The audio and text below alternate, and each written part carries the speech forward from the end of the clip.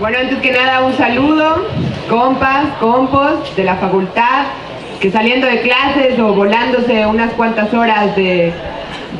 útil conocimiento nos acompañan en esta jornada político-cultural. Y nuevamente agradecer a las compañeras de SANDAC que nos han acompañado en un montón de actividades políticas en el marco del aniversario de la desaparición de los 43 normalistas y que se suman también seguramente a la convocatoria a esta gran movilización del próximo sábado, les recuerdo, a las 12 del día en Los Pinos para llegar al Zócalo. A mí me gustó mucho el formato que planteó Joel hace unos minutos, es decir, una serie de problemas que tendríamos que pensar, ¿no?, a raíz de lo que hemos vivido en los últimos meses y sobre todo de cómo se ha desarrollado el movimiento que exige la aparición con vida de los 43 normalistas. Me gustaría plantear una serie de cuestiones que hacen a estos problemas que tenemos que reflexionar para pensar salidas y soluciones para salir fortalecidos en este proceso. De entrada, yo creo que tenemos que desmenuzar qué hay detrás de esta consigna popularmente coreada en las movilizaciones. Fue el Estado, que señala toda la responsabilidad y la complicidad de todos los niveles de gobierno en la represión sufrida por los normalistas en la noche de Iguala, que nos dejó con 43 sillas vacías, pero además con 3 compañeros caídos, uno además brutalmente torturado, como fue el compañero Mondragón, Julio César Mondragón, que apareció desollado. Y es que este Estado, al que el movimiento por los 43 señaló con tanta claridad, hay que decirlo, tiene un apellido, es un Estado capitalista, cuyos intereses están al servicio de las clases empresariales, de las transnacionales, que para garantizar los intereses del imperialismo, de la Casa Blanca, de Washington y de las grandes empresas y firmas que a nivel internacional se están aprovechando de las reformas estructurales que les ofertan en bandeja de plata nuestros recursos para venir a despojar, ¿no? Es este Estado el que defiende esos intereses, el mismo que está implicado en la desaparición de los normalistas, el mismo que ha garantizado que se profundice en la subordinación a los intereses de los empresarios norteamericanos, y además es el mismo Estado que desde el 2008, con el gobierno de Felipe Calderón, garantizó la militarización del país, dio inicio a la llamada guerra contra el narco, que nos ha dejado un saldo brutal, más de 200,000 desplazados a nivel nacional, producto de los conflictos, de la violencia, de la operación de los cárteles del narcotráfico y de los grupos paramilitares, que nos ha dejado cientos de miles de desaparecidos, asesinados, las víctimas colaterales de esta guerra, como los nombró Calderón, accidentes circunstanciales, de una política que en realidad no ha enfrentado a los grupos del narcotráfico, al crimen organizado, sino que se ha descargado sobre los sectores populares, sobre la población trabajadora o los procesos de resistencia en todo el país, y que además ha potenciado el fenómeno del feminicidio, que en estos últimos 8 años se ha disparado a más de un 800%, conquistando que el Estado de México sea una de las principales entidades que a nivel nacional sufre este fenómeno de asesinato de mujeres con profunda hazaña y con elementos de tortura sexual en la mayoría de los casos. Este es un elemento crucial, me parece, porque plantea la necesidad de que todo movimiento sociopolítico que expresa maduración en sus pensamientos, que condensa experiencia política, como somos las generaciones que hemos atravesado la lucha del ESME en el 2010, del MPJD en el 2011, el Movimiento por la Paz en contra de la militarización, que se solidarizó con el magisterio en el 2013, que hizo carne viva la denuncia frente al regreso del PRI a Los Pinos con el 132 en el 2012, y que el año pasado inundó las calles y cimbró al país con el movimiento de aparición con vida de los 43, tiene que ayudarnos a definir qué que es necesario que todos estos procesos se desarrollen de manera independiente a este Estado asesino, a todas sus instituciones y a todos los partidos políticos del Congreso que defienden los intereses de la patronal y de los grandes empresarios. Es decir, cualquier medida progresiva que plantee, por ejemplo, la desaparición del cuerpo de granaderos, como ha sido una propuesta levantada por la dirección política del Morena hace un par de semanas, o que cuestione los rasgos más crudos de la militarización del país, tiene que llevar de conjunto un cuestionamiento al rol que tienen las Fuerzas Armadas para garantizar los intereses de este sector empresarial, de esta casta política que nos asesina para garantizar sus privilegios. Es decir, en México tenemos una democracia bárbara que para legitimarse tiene que hacer uso de la violencia, tiene que generar jornadas electorales bañadas en sangre como las de el pasado 7 de junio y tiene que garantizar mantener a raya cualquier proceso de organización, de respuesta, de cuestionamiento al régimen político, y es para esto que sirve la militarización del país. En segundo lugar, yo creo que una conclusión que se desprendió de Ayotzinapa y de todo el proceso que hemos vivido en los últimos meses tiene que ver efectivamente con algo que nos planteaba el compañero normalista Omar, ¿no?, hace unos minutos también. Tiene que ver con reconocer que hay nuevas fuerzas políticas, nuevas generaciones de jóvenes, de trabajadores, de mujeres, que a nivel nacional están expresando activamente, movilizándose, desconfiando de las instituciones, el enorme descontento que las políticas de este gobierno asesino ha generado.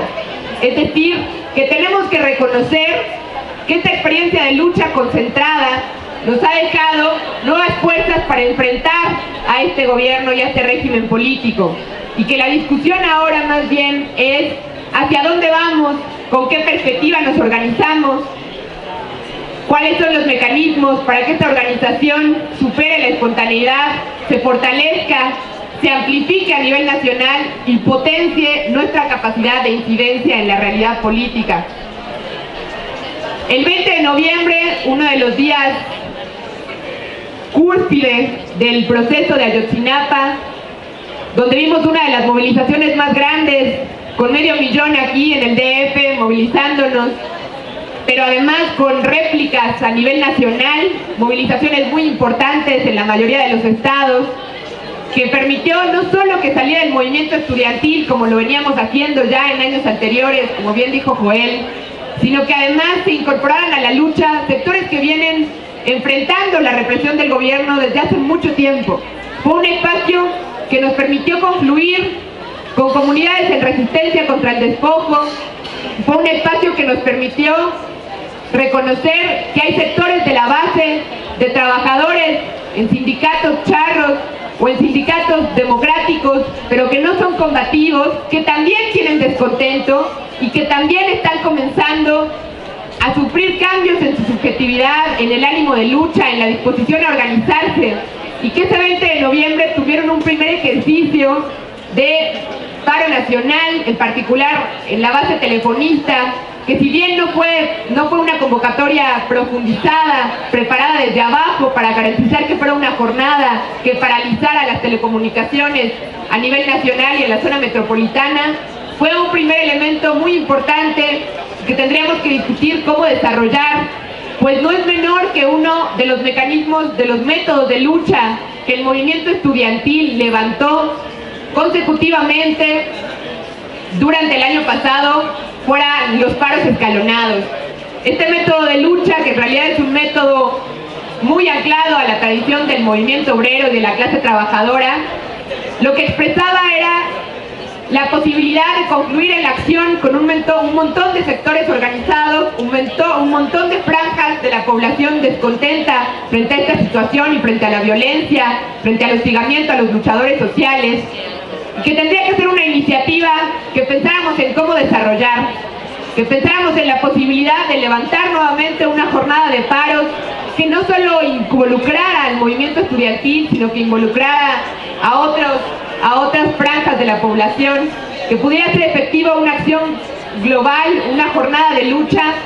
que dejara las universidades, que dejara las rutas tradicionales de las marchas, del marchódromo, como lo bautizamos en el 132, del Ángel al Zócalo o de Los Pinos a Reforma, y que nos permitiera plantear la posibilidad de abrazar un nuevo plan de lucha con un pliego petitorio unificado y con la coordinación, digamos, de todas nuestras reivindicaciones. Me refiero en concreto a que, al menos desde nuestra perspectiva, es necesario que fortalezcamos todas las iniciativas de organización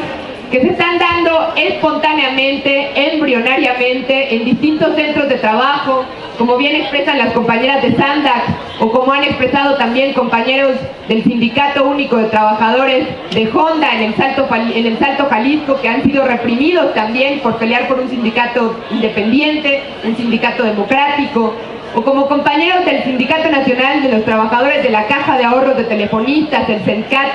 que no solo tienen que enfrentar a una patronal tramposa